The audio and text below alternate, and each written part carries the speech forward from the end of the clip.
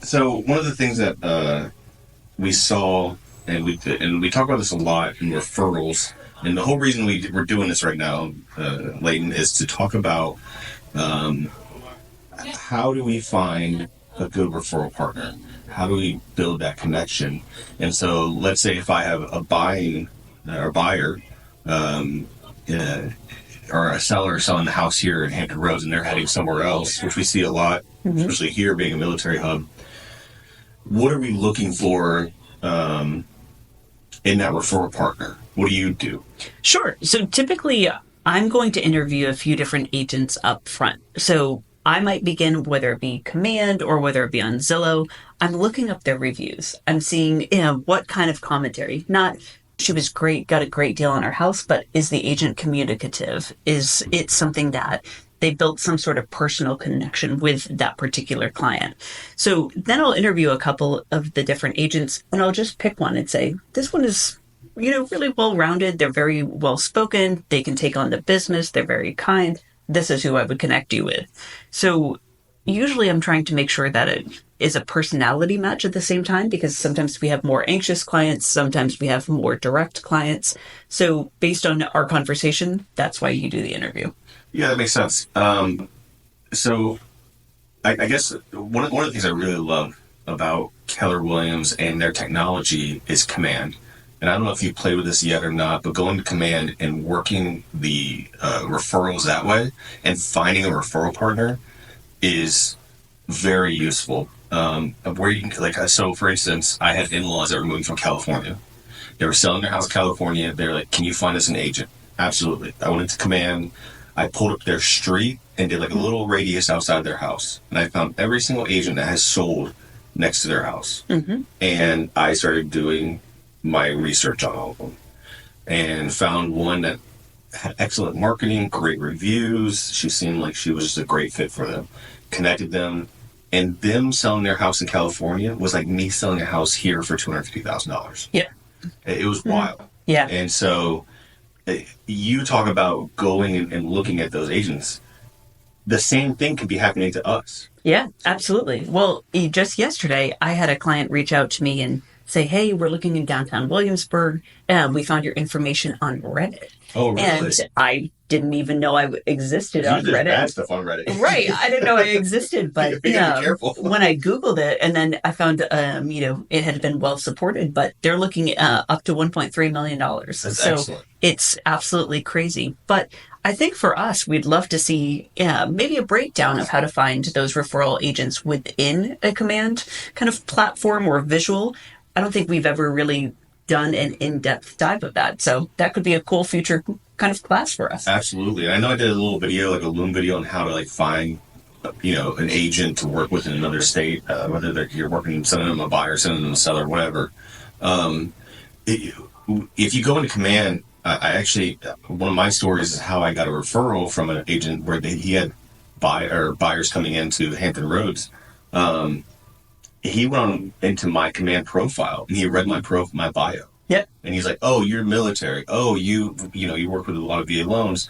And that's how he found me. And so that's why it's super important to, one, keep up with, make sure your bio is accurate and up to date. Yep. Try to work on, getting those reviews done, your social media marketing, all that stuff, because they're going to go look at that. Yep. Are you a good partner to match with these clients? Because God forbid you sit there and you send somebody, if I send a referral to you, Leighton, and they didn't mesh well, or I didn't kind of vet you properly, they're taking my word that you're a good referral partner. Exactly. Yep. Exactly. Is there anything else that you look for when it comes to, for me, if I know that these buyers are they're going to be using the VA loan, my question to them is, because other cities haven't really used VA loans. Sure. Loans, yep. So. I think part of my interview questions are very similar to that. Are you familiar with how to work a VA loan? Are you more buyer heavy or are you more listing heavy? Because that will kind of give us a good idea of how familiar they are, to the process most recently. So asking those types of questions. What are their hours? That's a really good question to ask, because if they're working 9 to 5 or if they have another position, that makes it really hard to actually have a good, strong agent, even though they might have great reviews online. Right. So I agree. I think it's definitely an important question to ask. Yeah, you want them to mesh well too. It's not just about how good of a job do they do with marketing or, writing up contracts, but personality-wise, do they mesh well? Yeah. Know your clients that you're helping them sell their house or whatever. Will they match well with that person? Right. I think it's really important. Yeah. I think I could go on for days I got 2 referrals out right now. That's In awesome. 2 different Yeah. states. It's kind of cool. One's California, one's Washington, and it's nice to have that partner. Yeah. And then I guess if you're not receiving, how to build that referral network. I know I've talked to agents here in this office, sitting down and showing the command how to build that network and find agents to connect with. One of the things I like about it is that you can go through and put, have they done any deals yet? Are they on a team? One of the questions I got was, do I want to build a referral network with an agent that has too much business? Right. That's a great question. So if they're doing 30 units a year or more, that's a lot of business. Yeah. Are they going to be overloaded? Can they handle it? Right. Is there something that you look for with that as well? I think that's a good point, because if you have somebody who's, let's just say 50 plus units a year, now you're starting to get overwhelmed. I don't think I would refer out to that person, even if they have the strong reviews. I typically would be referring in the probably 20 to 40-ish range, just to say they have enough experience, they are going through crazy transactions, they're able to handle it, but they probably could take on one additional deal and not be overwhelmed. Right. That's kind of my number, I guess, that I'm typically looking for. And what's great about Command too is that you can build the tracking process for that referral. So they can go in there and update as the process goes on, whether they're buying or selling. Hey, we're under contract now. Hey, we're past inspections. Hey, we're heading to the closing table, and you're working out, or you can see without calling them every 2 days, where you guys at, what's going on. Yeah. Well, I think one important thing to think about too is, where are you building that referral network from? Sometimes it's people reaching out and saying, hey, can I sell my home in California?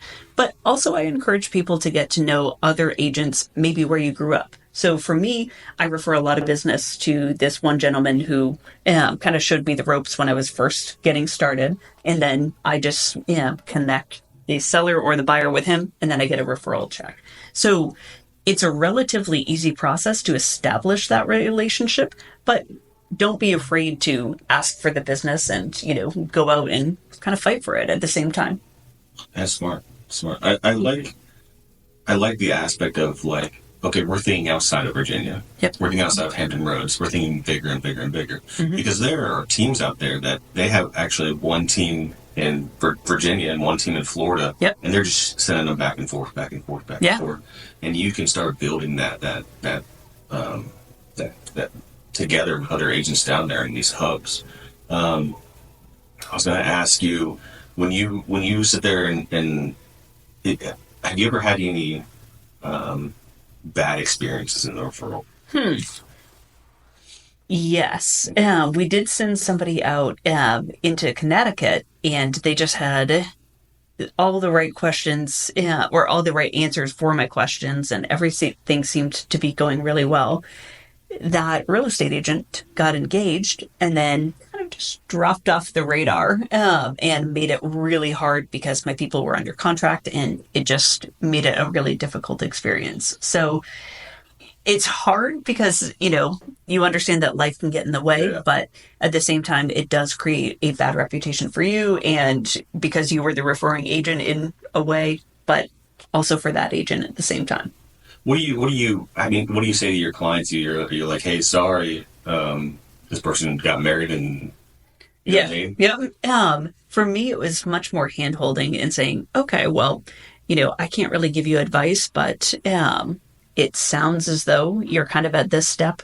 Here's typically what would happen next in Virginia. Yeah. So I don't know if that's the process up there, but maybe try reaching out to your loan officer and just seeing what the next steps that you need to do for appraisal, whatever it might be. And then they typically say, oh, okay, yeah, well, I did that. We're good. Yeah. Nice. So your understanding of how we kind of do things here. Yeah. I know every state's different, stuff like that. Even every city almost is different. but understanding the bare minimum or the basics to at least answer the questions. I've had it where they've reached back out to me. It's like, hey, can you look at this contract? Tell me. Yeah, absolutely. And it's kind of like I'm not an attorney. You got to be careful. You can do like, hey, just so you know, if you sign this, it looks like you could probably be in a buyer broker for 1 year. Yep. And I want you to understand what that means, or that you could possibly owe a commission difference, things like that, or they're charging an admin fee. And so I think those are questions, though, that I have for that agent before I send them, like, do you charge an admin fee? It's a great question. Where do you stand on, do you charge them the difference in commission if you don't get your full amount? Those things are really important to have, because you may set these high expectations for yourself. Yeah. But you got to understand that agent may not have the same expectations too. Exactly. No, that's a great point. Commission is definitely a much more interesting question, especially in a market where it's underperforming, but it's moving slower than traditional. So that's a great point. Yeah, I love the referral setup and command, and I wish more people dug into it. I think that if once you start playing with it and using it to your advantage as a tool to build your business, it's amazing the amount of that business will bring in. Yeah, absolutely. And put out. And I know a lot of people sit there and say, "Oh, you just go out and you find an agent and that's it, and you walk away." No, you still want to be involved in the whole progress. Absolutely. Of them buying a house or selling their house. And I'll make care calls too. Through the process. Hey, how's it going? Yeah. How do you get along with them? Great. I agree. I think it's super important to check in, not only with your clients, but I also check in with the agent. Hey, just making sure everything's progressing as it should. No pressure, not trying to figure out when am I going to get paid, but is there anything that I could be doing to help facilitate the clients? Are they not sending paperwork to the lender? Do you need me to step in and help? Or is it something where, is there anything that we can be doing as far as the house is, relatively damaged and needs work, whatever it might be? So, yeah, we on command, one of the cool things, instead of me trying to go out and try to like shop multiple agents, I can have agents come to me. That's cool. So I can send out like a beacon, in a radius around that specific spot in the neighborhood or whatever. Yeah.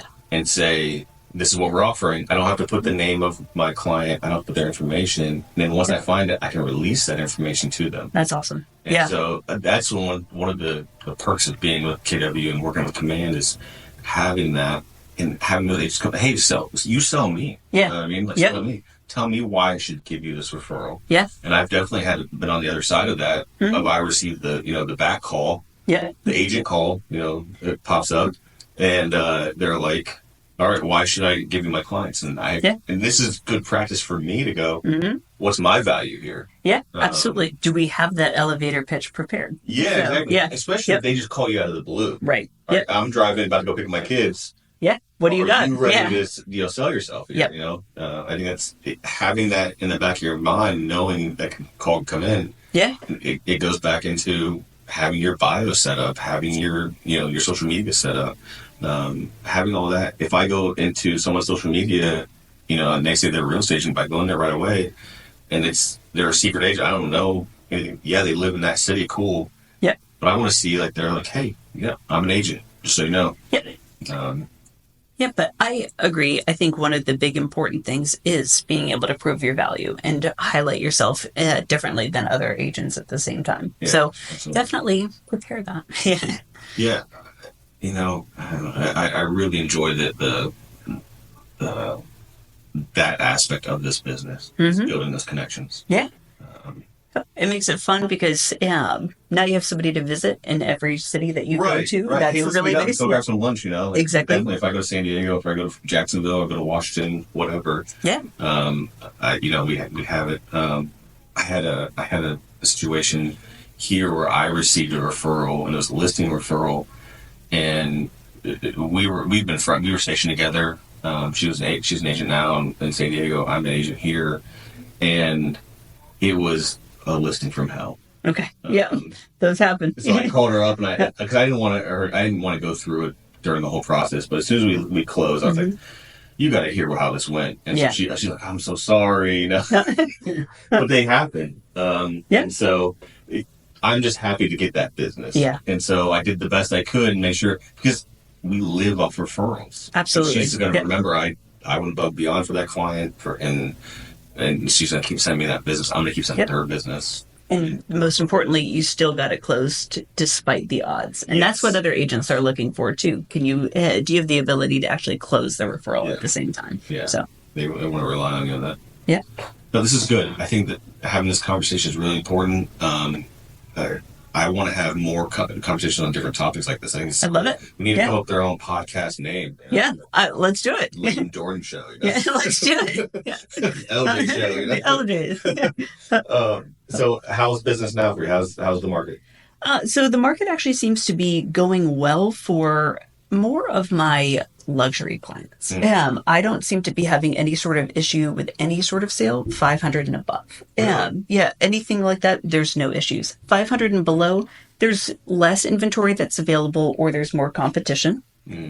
I'm thinking that interest rates are really impacting the ability to have an affordable mortgage payment, but where you're 500 and above, it seems to be still a lesser percentage of your income to where it doesn't impact in the same way. So it's been interesting. I think for me, I'm moving much more into a luxury territory and I'm enjoying it.